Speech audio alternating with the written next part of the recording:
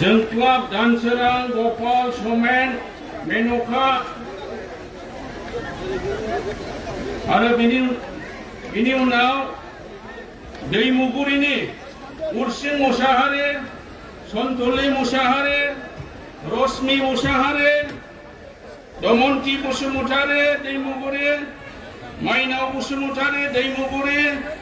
सतिमा ब्रह्म दैमुगुरि मिजिं ब्रह्म दैमुगुरि जोंमा बसुमतारि दैमुगुरि सोरजिमा बसुमतारि दैमुगुरि खनस्रि बसुमतारि दैमुगुरि जोंसार मुसाहारि दैमुगुरि बिबारि मुसाहारि दैमुगुरि फारियै फैबाय था सारमोननि आखाइजों जोंनि बिपिएफ दोलोनि मालाखौ गानलांबाय थादो आरो कुंखा मुसाहारि दैमुगुरि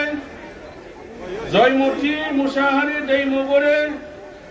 लोक्षिमा मुसाहारि दैमुगुरि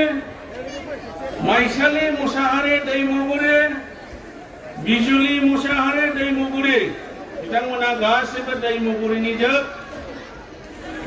आरो बिनि उनाव फैगोन धनपुरनिफ्राय धनपुर विनोद नार्जारि धनपुर पार्वती नार्जारि धनपुर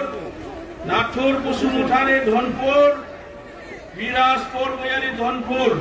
बिथांमोना धनपुरनिफ्राय गासै साबा फारियै फैबाय था आरो सानजाजों ओंखारलां दानिया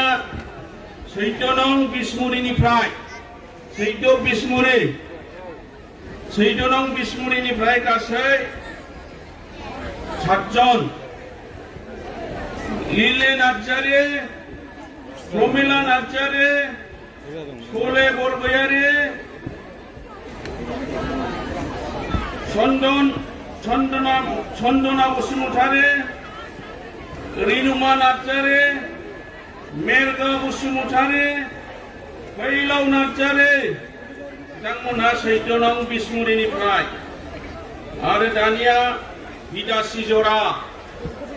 जरानिफ्राय दानिया प्रफुल्ल बसुमतारि